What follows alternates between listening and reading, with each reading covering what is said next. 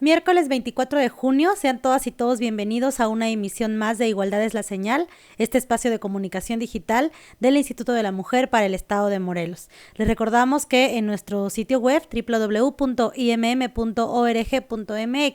pueden descargar el plan de seguridad para mujeres en situación de violencia, donde vienen todas las direcciones y teléfonos de lugares de atención.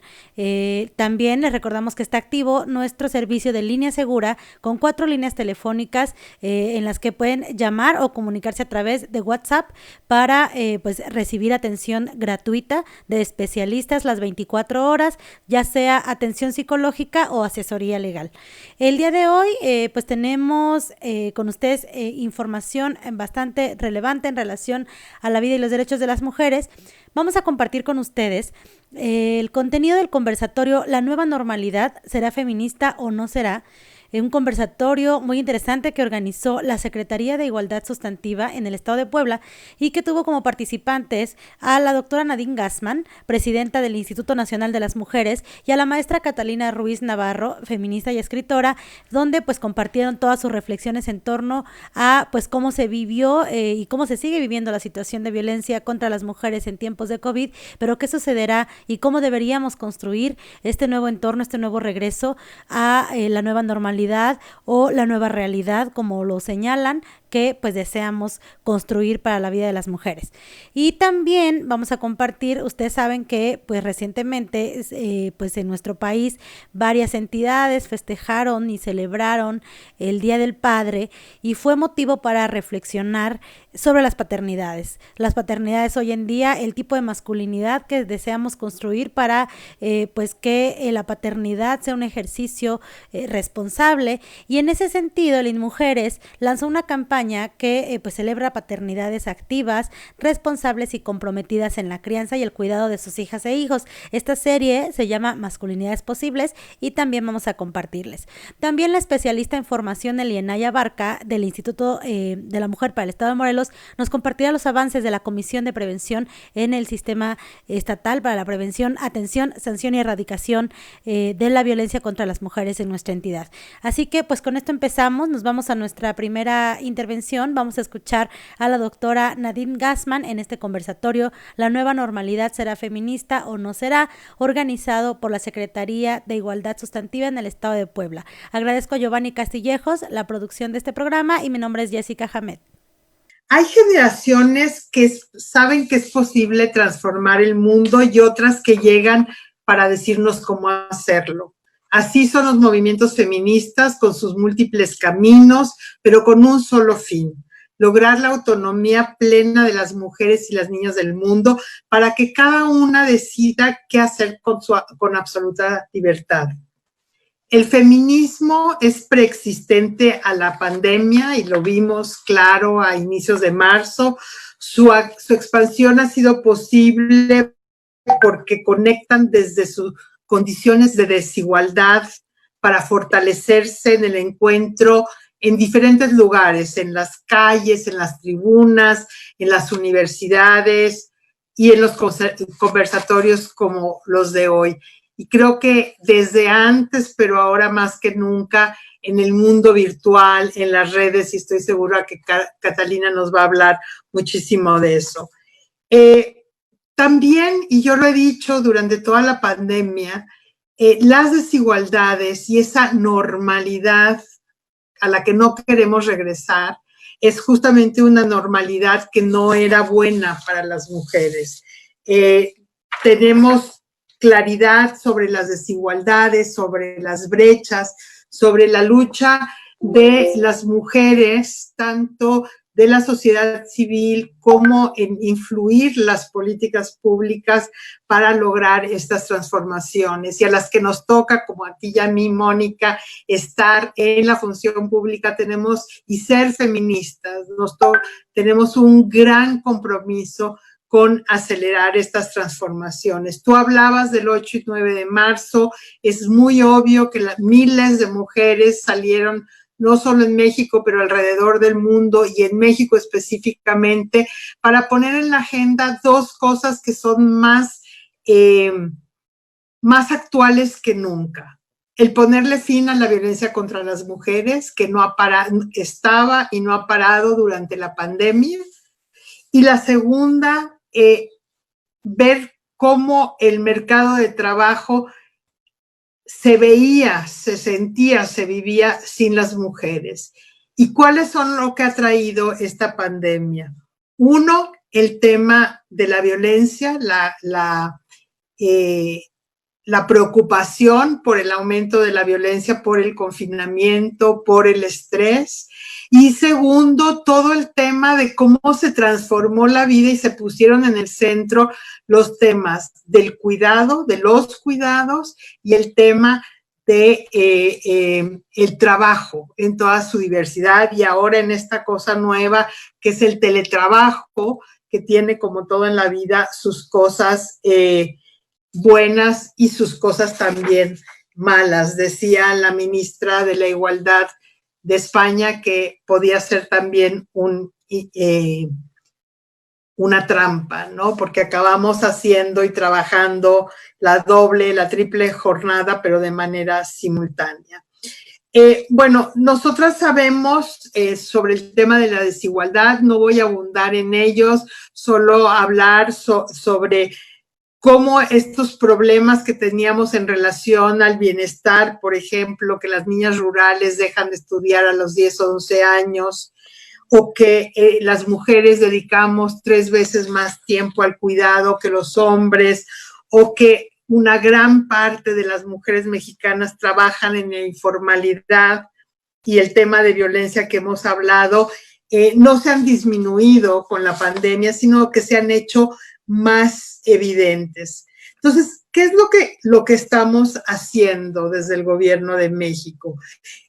Nosotros hemos mantenido una mirada sensible y transformadora que reconoce que la democracia se fortalece con la protección de los derechos y la inclusión de quienes se encuentran en mayores condiciones de pobreza, discriminación y desigualdad. Y esas son evidentemente las mujeres. Entonces, el gobierno de México ha decidido priorizar apoyando al 70% de los hogares donde se localizan las familias de mayor situación de vulnerabilidad a través de, por un lado, el fortalecimiento y el aumento a los programas de apoyo para la población. Por otro lado, la creación y donde en todos los programas que van desde jóvenes construyendo un futuro, las pensiones para los adultos y las adultas mayores, el programa de apoyo a las madres trabajadoras, la mayoría son mujeres, la gran mayoría son mujeres, pero también creando 4 millones de créditos para microempresas, por primera vez dando créditos, reconociendo a las trabajadoras del hogar, a trabajadores independientes y trabajadores y a mujeres que viven en situación de violencia. También ha creado un instrumento que a nosotras nos parece muy importante, que es esta plataforma del mercado solidario, donde las empresas pequeñas y locales pueden inscribirse. Hemos trabajado evidentemente desde el inicio en estas estrategias transversales. El Proigualdad lo hicimos hablando con las mujeres de todo el país. Y la segunda área de gran importancia para nosotras durante la pandemia fue asegurar que mientras hablábamos con los hombres y les decíamos que era un buen momento para repensarse como hombres y pensar su relación en su familia, las mujeres no tenían por qué aceptar la violencia y que no estaban solas. Y ahí fortalecimos la línea 911. Logramos, antes de que se dijera a nivel internacional que estos servicios tenían que ser esenciales, ponerlos como servicios esenciales, los servicios de atención a las mujeres y realmente fortalecer a través del trabajo de los institutos y de las secretarías de las mujeres como la de Puebla, una serie de acciones innovadoras, creativas, para realmente garantizarle a las mujeres que no están solas.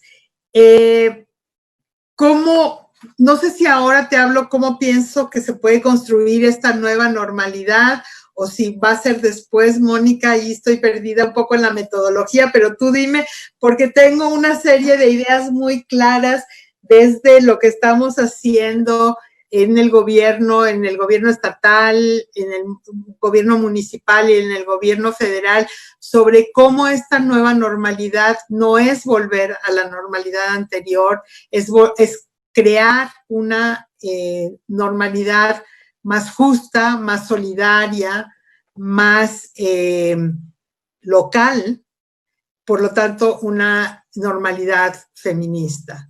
Esta es una parte de la intervención de la doctora Nadine Gassman, presidenta del Instituto Nacional de las Mujeres, el INMujeres, en el conversatorio La Nueva Normalidad será feminista o no será, organizado por la Secretaría de Igualdad Sustantiva en el Estado de Puebla.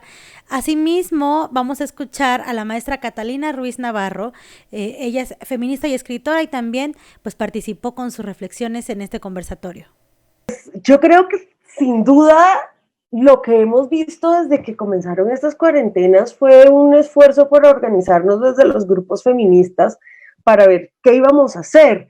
Yo creo que todas las que trabajamos de lleno en el feminismo en el minuto uno que comenzaron las cuarentenas, pudimos prever una serie de problemas que se iban a maximizar porque los conocemos muy bien en el feminismo. Uno de esos es la violencia, como lo decía Nadine. El 60% de las agresiones violentas a mujeres son alguna forma de violencia doméstica o violencia intrafamiliar, suelen venir por parte de parejas, hombres que están en el círculo cercano, que en estos momentos son los agresores con los que muchas mujeres están encerradas en cuarentena. Y creo que esto es algo que las feministas veíamos venir. Y hemos estado hablando de los feminicidios desde el día 1 y por ejemplo esto no había llegado al ciclo de noticias porque primero se estaba hablando solo del virus y en las últimas semanas uno empieza a ver cómo en el ciclo de noticias se está hablando de violencia contra las mujeres cada vez más. Yo estoy muy sorprendida de que en Colombia, por ejemplo, en Colombia no tenemos la conversación tan amplia que tenemos en México sobre la violencia contra las mujeres y sobre la importancia de los feminicidios, porque habíamos tenido toda esta discusión sobre el conflicto y porque no teníamos un modelo, un paradigma terrible de violencia contra las mujeres como Ciudad Juárez. Entonces nunca se había hablado de epidemias de feminicidios, o sea, era una discusión que seguía en pañales y esta semana se empezó a hablar de alerta nacional por feminicidios. Porque empezaron a llegar los casos de forma más seguida a la prensa y eso yo creo que nos muestra que a pesar de que parecía que iba a ser una cosa borrada por toda la discusión del virus, es algo que se ha empezado a hablar. Hay otro tema que las feministas también dijimos desde el día 1 y es que empezaron a hablar de un baby boom del coronavirus. Como si fuera además algo bueno, es como una buena noticia de la vida triunfando contra la muerte. Y va uno a ver y no, o sea, los embarazos deseados y planeados probablemente van a estar a la baja en tiempos del coronavirus porque hay incertidumbre económica y hay mucha incertidumbre laboral.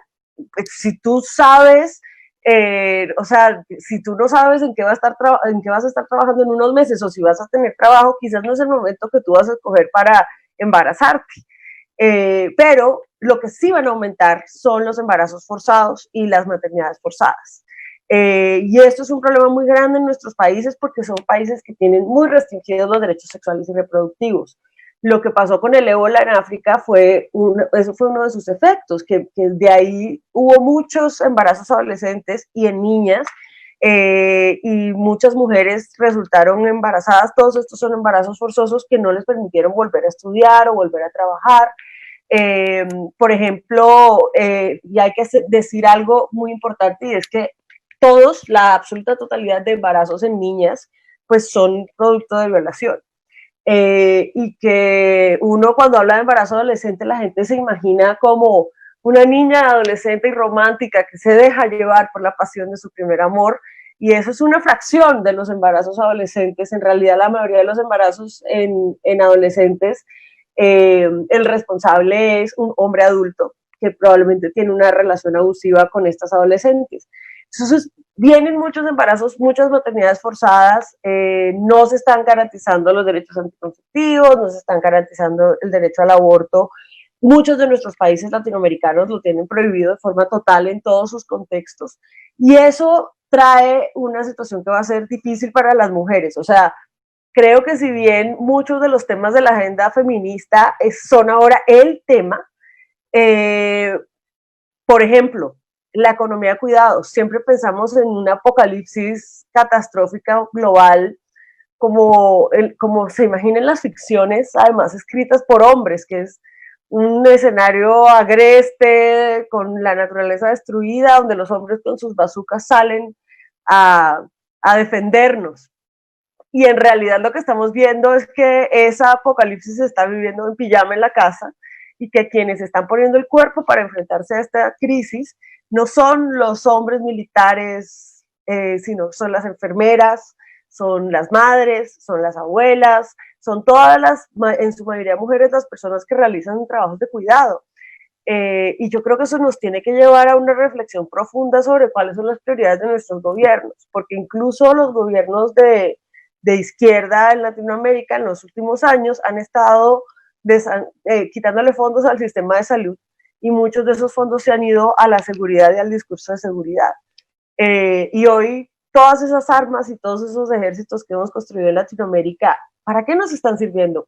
Para nada, pero tenemos que no hay suficientes tapabocas, que es algo mucho más barato que un arma. Y creo que eso nos tiene que llevar, esto es algo que las feministas venimos diciendo hace mucho tiempo, el cuidado de la vida es lo más importante y lo central en una sociedad. Y esta es una crisis que nos está obligando a darnos cuenta que lo que está manteniendo al mundo en este momento son los trabajos de cuidado de la vida, que en su mayoría realizamos las mujeres. Y ese es un parteaguas, yo creo que filosófico, porque eso implica que luego como votantes tenemos que exigir cosas tan básicas como salud universal. O sea, vendrán otros virus, y si no tenemos unos sistemas de salud más robustos, no los vamos a soportar. Y si todas las personas no tienen acceso al derecho fundamental de la salud, pues tampoco vamos a soportarlos. Y en los últimos años se ha convertido en una cosa como de que la salud se vende al mejor postor. Creo que todo eso está llamando a que cambiemos las prioridades, y cambiemos las prioridades que tenemos como votantes, y los discursos que nos seducen, y la manera en que pensamos y hacemos la política. Creo, por ejemplo, que tenemos que exigir derechos como Internet como un derecho universal, porque en este momento uno de los grandes problemas que estamos teniendo es que quiénes podemos hablar, quiénes podemos organizarnos, qué mujeres nos podemos encontrar. Pues las que tenemos Internet en la casa y tiempo para poder hacer un encuentro como este, que no es la realidad de la mayoría de las mujeres que ahora están viviendo 3 jornadas, ni de muchas mujeres latinoamericanas que no tienen acceso a Internet en su casa, que viven en casas en donde, por ejemplo, solo hay un computador. Entonces, ¿quién decide qué se ve y qué se hace en ese computador durante el día cuando toda la familia está en la casa? Pues suele ser un hombre, por ejemplo. Y esos son unos derechos mínimos a estar comunicadas y a estar conectadas que van a ser claves.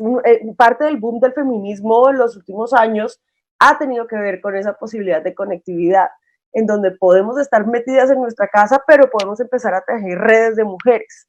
Pero sigue siendo un derecho muy elitista, porque a pesar de que ha sido muy poderoso y hemos visto unos cambios y un boom, por ejemplo, de grupos feministas online, de chicas muy jóvenes, esto es una cosa que se restringe a ciertos lugares, a mujeres urbanas de clase media y alta, que se tiene que democratizar. Y creo que esos son como los temas que van a venir ahora a continuación. Yo hablo muy largo, entonces creo que ya me extendí mucho y tenemos muchas cosas que decir sobre el futuro, pero creo que esos son los problemas que nos van a empezar a pintar la línea de lo que viene en los próximos años. Ella fue la maestra Catalina Ruiz Navarro, feminista y escritora, que pues compartió sus reflexiones en el conversatorio La nueva normalidad, ¿será feminista o no será?, organizado por la Secretaría de Igualdad Sustantiva en el Estado de Puebla, que preside Mónica Díaz de Rivera, y que pues nos presentaron estas importantes reflexiones en este conversatorio que fue transmitido a través de las redes sociales. Con esto nos vamos a nuestro primer corte, no se vayan, seguimos en Igualdad es la Señal.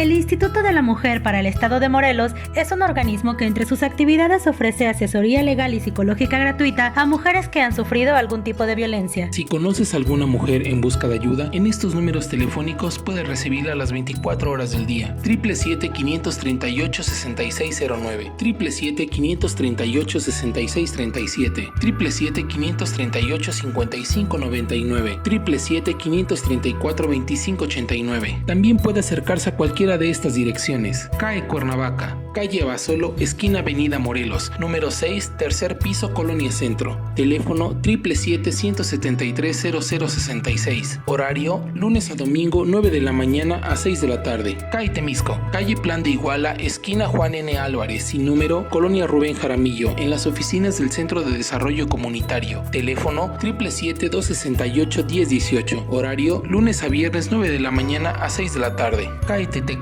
calle No Reelección sin número, Colonia Centro, en la Biblioteca Pública Municipal Benito Juárez. Teléfono 751-391-7471 y 777-266-4463. Horario, lunes a viernes, 9 de la mañana a 6 de la tarde. Más información en www.imm.org.mx.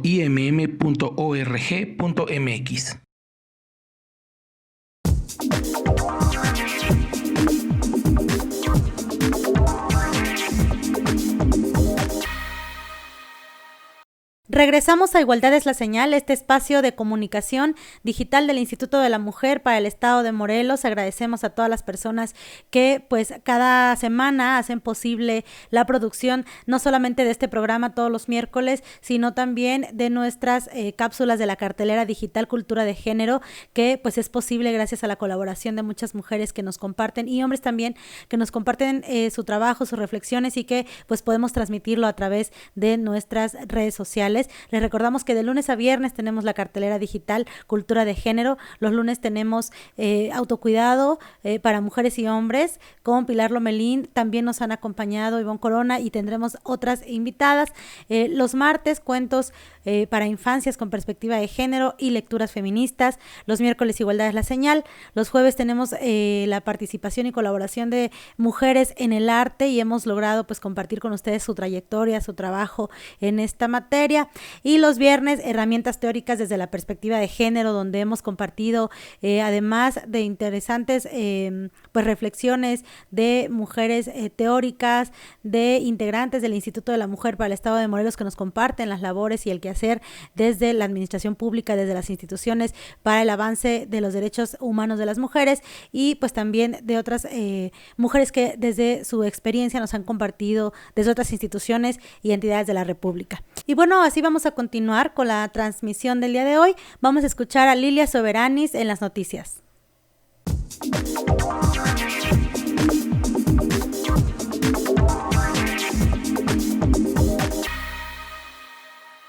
Hola a todos y a todos, buenos días, soy Lilia Soberanis y como cada miércoles les comparto información importante en nuestra sección de noticias. El jueves, el Congreso de Colombia aprobó una reforma a la Constitución para imponer la prisión perpetua a violadores y asesinos de niños y adolescentes de hasta 14 años. Fueron 75 votos a favor y ninguno en contra. El Senado, con el gobierno de Iván Duque, dio luz verde al cambio del artículo 34 de la Constitución. En Colombia, casi 2 asesinados al día, según datos de las autoridades forenses. En 2019, más de 22,000 menores de 18 años fueron víctimas de delitos sexuales y 708 de homicidios. La reforma de homicidio en modalidad acceso carnal que impide la violencia o esté en incapacidad se podrá imponer como sanción hasta la pena de prisión.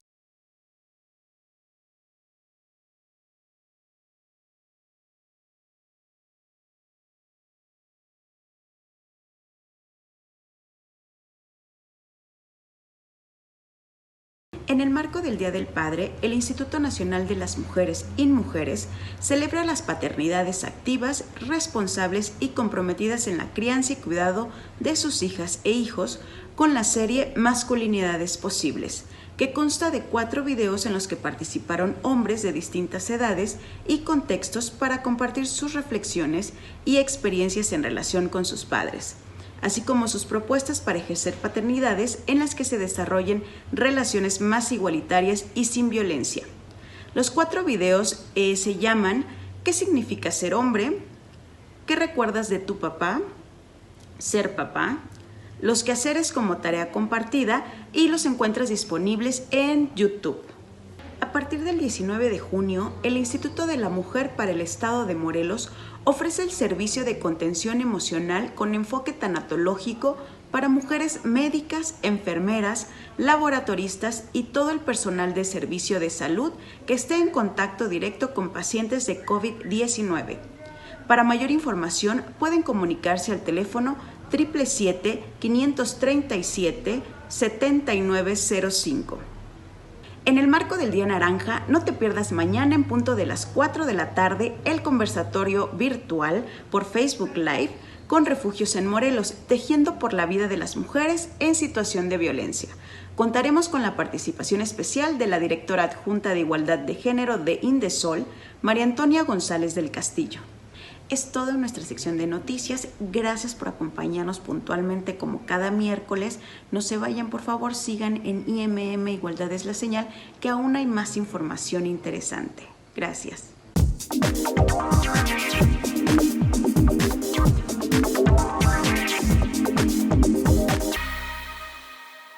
Gracias, Lilia Soberanis, por compartirnos las noticias como cada miércoles. Todo este panorama, pues importante conocer a nivel internacional, estatal y nacional. Y bueno, pues en ese sentido vamos a compartir con ustedes esta campaña que Lili nos menciona, que es la campaña que impulsa el Instituto Nacional de las Mujeres en el marco del Día del Padre, y que nos invita a reflexionar sobre qué tipo de paternidades necesitamos, qué tipo de paternidades existen y queremos en nuestro país. Y bueno, en ese sentido vamos a escuchar y bueno, conocer más bien, porque son una serie de videos de esta campaña Masculinidades Posibles.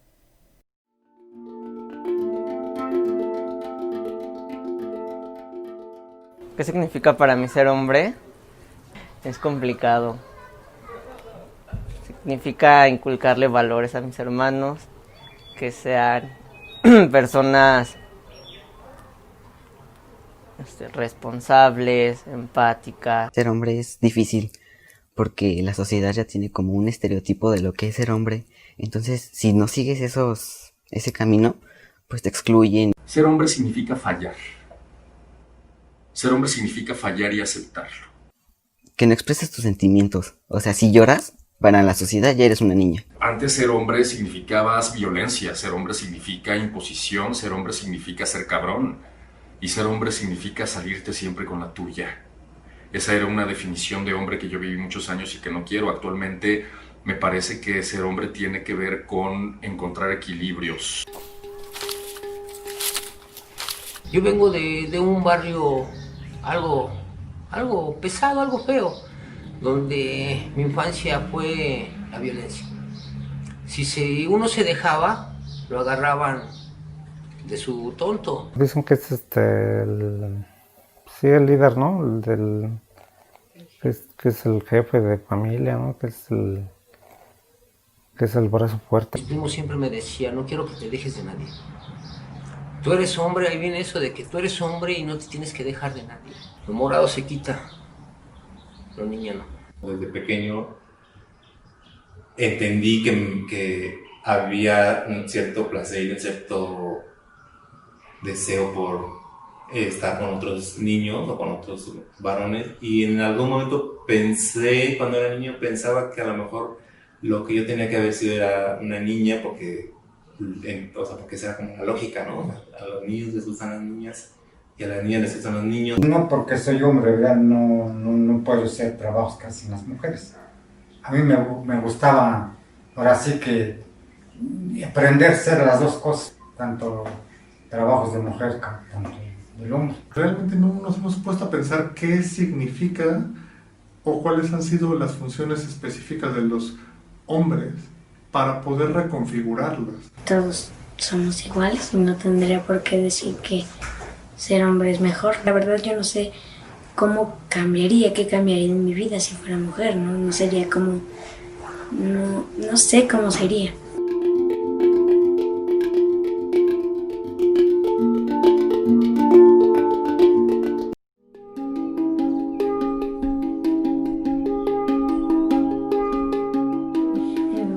recuerdo que cuando estábamos en el patio, siempre estábamos descalzos. El primer recuerdo que yo tengo de mi papá es siempre trabajando, siempre. Salía a las 5 de la mañana para trabajar y llegaba a las 11 de la noche. Me llevaba a traer leña, pues cargar leña y todo eso. Y me enseñaba pues cómo se cortan las leñas y todo eso, pues, cómo se limpia el terreno. Él pues tomaba mucho, sí, tomaba mucho. Entonces había veces que llegaba a la madrugada pues y quería golpearle a mi mamá. Recuerdo mucho eso, que trataba de empujarme un poco más allá siempre de mi entendimiento, pero sin llevarme a cosas que estaban fuera de mi edad, digamos. Bueno, tengo dos papás, pero mi progenitor lo recuerdo probablemente como desde los 2 años, creo que mi primer cumpleaños, en la fiesta, y lo recuerdo pues en la casa con mi mamá. ¿Qué recuerdo de mi papá? Pues no tengo muchos recuerdos buenos, la mayoría son malos, porque el recuerdo que más tengo es como la violencia que se generaba con mi madre y las discusiones en las que yo siempre estaba en medio. Solo recuerdo que volaban las cosas de la despensa y esas cosas. Desde que yo nací lo recuerdo viejo. Y sin embargo, nunca vi que actuara como viejo. Mi papá era alcohólico y recuerdo que nos fue a visitar un par de veces a la casa y eso sí lo recuerdo perfectamente. Ese es un recuerdo que tengo muy claro. Olía siempre a cerveza. El primer recuerdo que tengo de mi padre es su cinturón. No en un mal sentido. Por supuesto que nos llegó a pegar con el cinturón, pero lo primero que recuerdo de él es su cinturón de piel de cocodrilo. El recuerdo de mi papá es mucho juego, mucha diversión, pocas pláticas. En los momentos difíciles como que él se alejaba un poco. ¿Cuál es el primer recuerdo de mi papá? Yo creo que el de los tenis blancos que me compró. Entonces fuimos al parque y había así un charco enorme de lodo.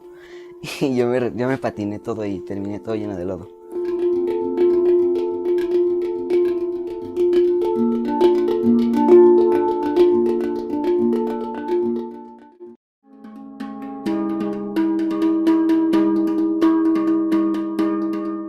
Sí, en mi imaginación siempre estuvo presente el deseo de ser papá. El primer hijo que tuvo la señora, pues, mi esposa, ¿no? Pues sí, me puse contento, ¿verdad? Porque ahí voy a ser papá. No sé si me gustaría ser padre. Realmente lo estoy pensando y lo he pensado. No quisiera repetir algunas cosas que mi padre hizo y eso es lo que tal vez me conflictúa más a mí. Siempre lo tuve claro, como que no tuve esa idea de la paternidad, no me pasó. Yo hasta los 32 años no pensaba que fuera incluso capaz de tener una familia. Yo estaba convencido de que fuera mejor que no tuviera hijos porque no tuve un buen referente de mi padre. Un punto difícil de la paternidad ha sido, la verdad, yo que fui formado en la violencia, en el maltrato, en los golpes físicos, es saber encontrar los métodos necesarios para poner límites sin llegar a violencias que no tienen ningún sentido. Tienes que darles una buena alimentación y para eso tienes que trabajar mucho. Y experimentar también como la construcción de un vínculo a través de la crianza, de un vínculo muy potente, con muchísimo goce, con mucho placer y disfrute y también mucho dolor, ¿no? Además de que son cosas, tenemos que aguantarlos y explicarles y pues para que mejoren en la vida, ¿no? Ya a los 2 años pues ya se volvió a embarazar la señora. Entonces ya fueron 2. La paternidad en ese plano también implicaba un desafío sobre cómo inculcar en ella una visión en donde ella se pueda ver a sí misma como un ser humano, como una persona valiosa, independientemente de su sexo, de su sexualidad o de su género, ¿no? Uno es el que es mi papá biológico, ¿no? Es el que me tuvo y el otro es pues igual, es el mismo tipo de papá, solo que no es biológico, sino que es un papá de corazón.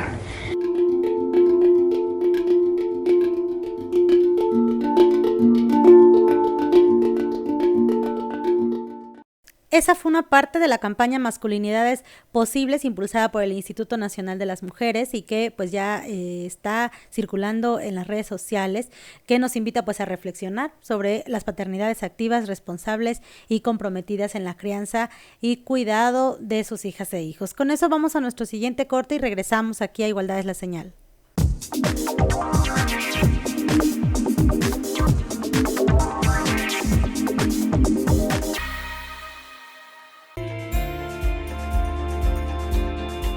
Línea Segura 24 horas. Atención psicológica y asesoría legal gratuita. Teléfonos 777-538-6609, 777-538-6637, 777-538-5599, 777-534-2589.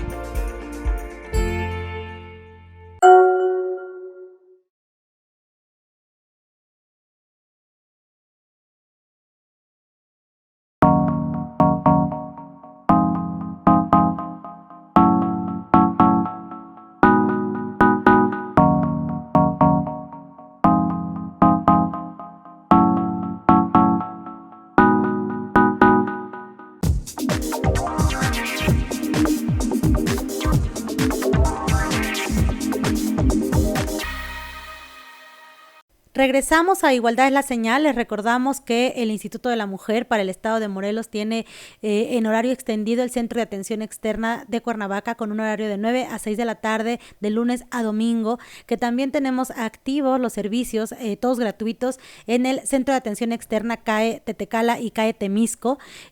También las 4 líneas telefónicas del servicio de Línea Segura. Y por último, recordarles que en la página www.imm.org.mx pueden descargar el plan de seguridad para las mujeres, en donde vienen direcciones y teléfonos de nuestros espacios y servicios de atención, pero también de otras instituciones. Recuerda que si estás en una situación de emergencia, llama al 911.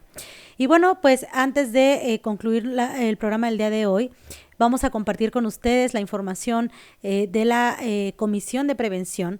Nos va a compartir la especialista de formación del Instituto de la Mujer para el Estado de Morelos, Elianaya Barca, los trabajos pues que se han avanzado en esta mesa de prevención que conforman el sistema estatal de prevención, atención, sanción y erradicación de las violencias contra las mujeres en el Estado de Morelos. Y pues vamos a escuchar a Elianaya Barca. El 31 de octubre del año pasado se llevó a cabo la sesión ordinaria para prevenir, atender, sancionar y erradicar la violencia contra las mujeres. En ella se tocaron puntos relevantes para la política pública en torno a las mujeres. Entre ellos, se aprueba en lo general el Programa Estatal para Prevenir, Atender, Sancionar y Erradicar la Violencia contra las Mujeres.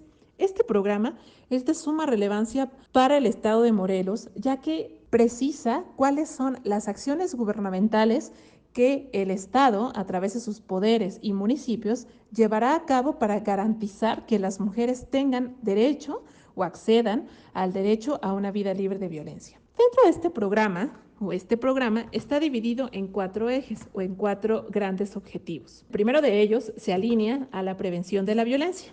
Luego sigue la atención de la violencia para luego pasar a la sanción y finalmente la erradicación de la violencia. Son 4 objetivos y yo vengo a compartir con ustedes los avances que hemos tenido en torno al primer objetivo, que es la prevención de la violencia contra las mujeres. El primer objetivo del programa estatal es impulsar la transformación de los patrones socioculturales de comportamiento de hombres y mujeres que naturalizan la violencia de género para disminuir los factores de riesgo en todos los ámbitos de ocurrencia, a fin de garantizar a las mujeres, adolescentes y niñas el acceso a una vida libre de violencia en el Estado de Morelos. Para el logro de este objetivo, para lograr impulsar la transformación de patrones socioculturales, se establecieron en el PEPACE 9 estrategias.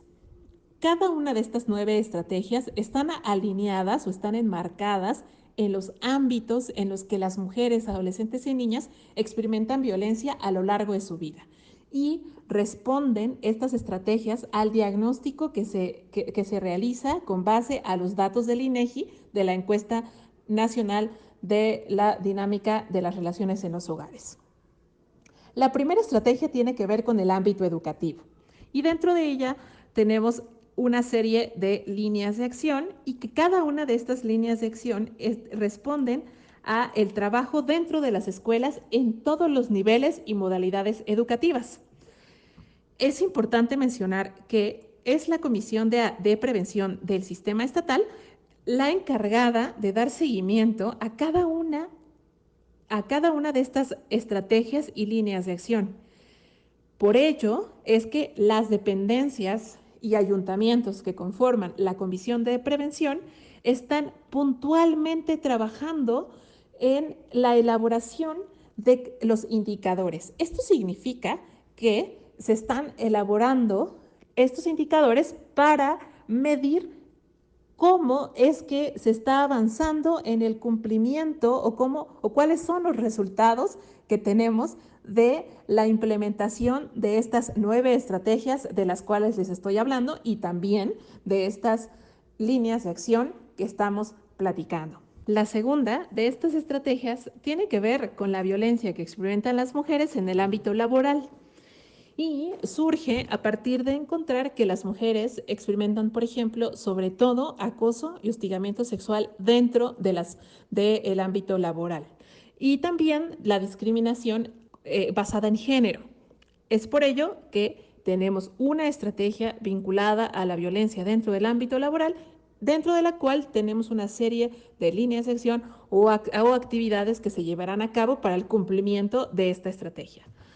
Asimismo, tenemos una estrategia vinculada a la violencia, por ejemplo, en el ámbito comunitario, es decir, impulsar que las mujeres, adolescentes y niñas puedan ocupar el espacio público y también prevenir que experimenten violencia en el ámbito comunitario y que puedan transitar libremente en estos espacios. Para ello, también se tejen una serie de líneas de acción en las cuales, por ejemplo, se involucra sobre todo seguridad pública y gracias a la recién incorporación al sistema, también se involucra la Secretaría de Movilidad y Transporte. También hay una estrategia vinculada a la violencia institucional, que aquí es bien importante resaltar que es uno de los pilares que especialmente en un estado de alerta a violencia de género es fundamental.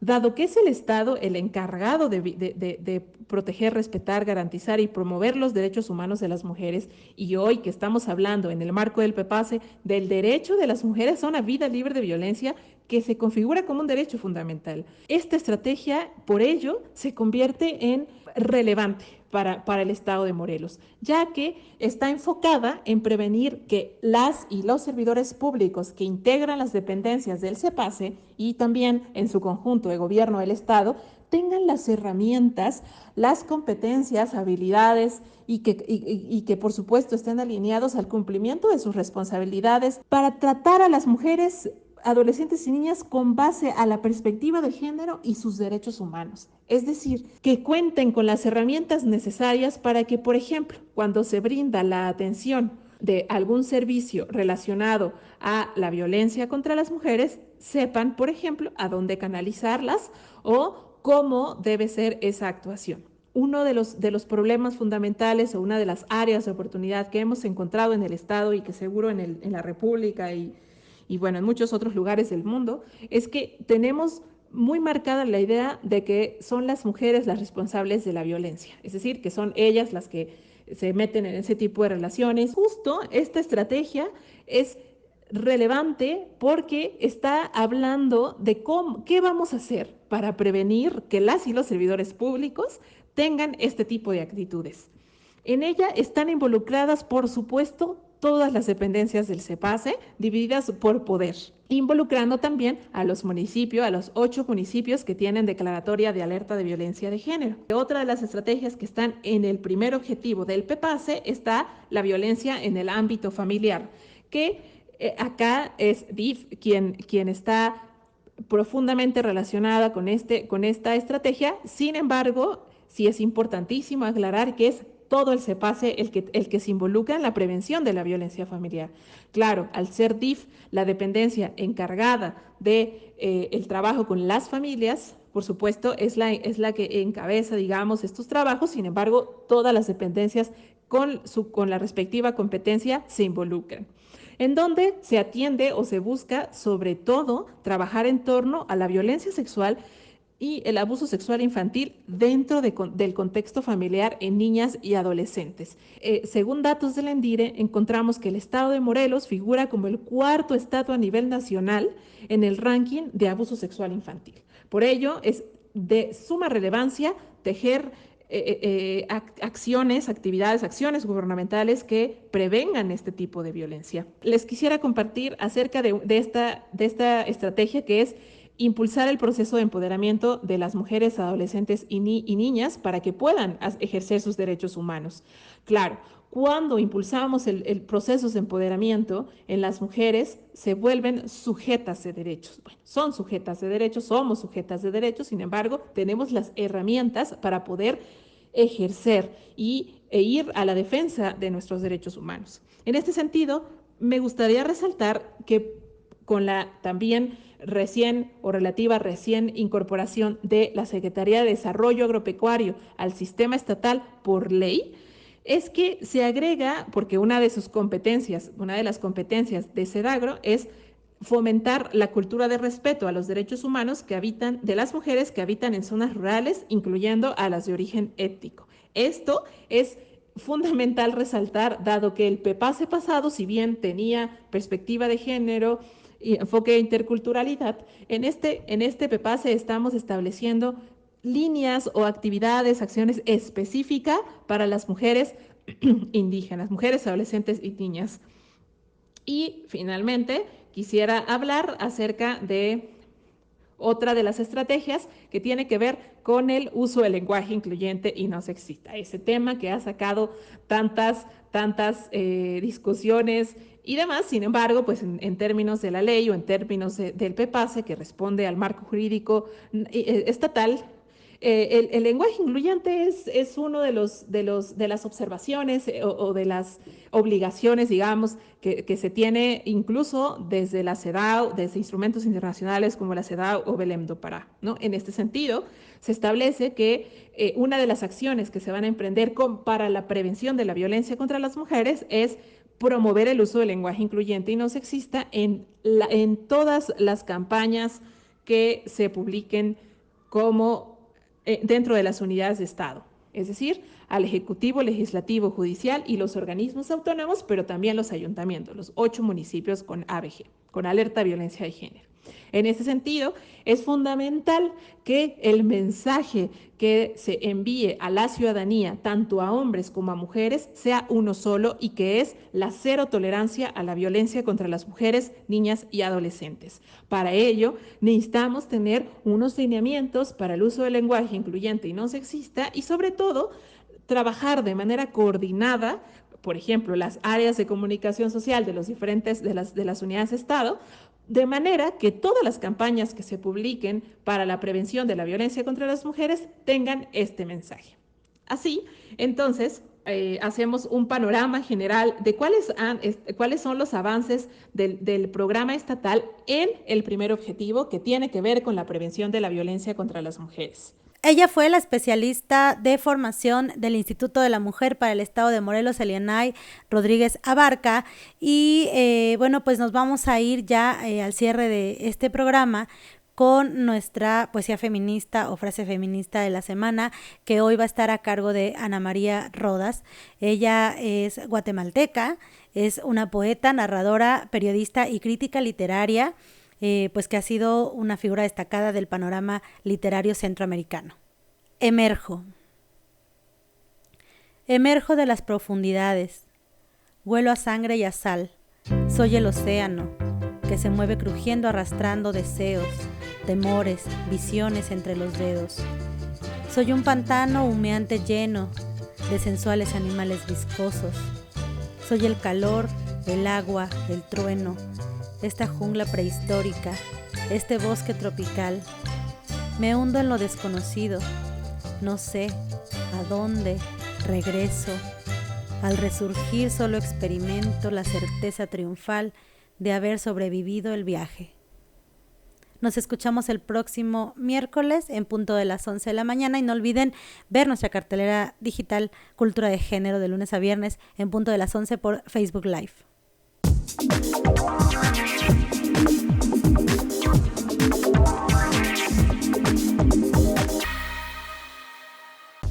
Igualdad es la señal es una producción del Instituto de la Mujer para el Estado de Morelos.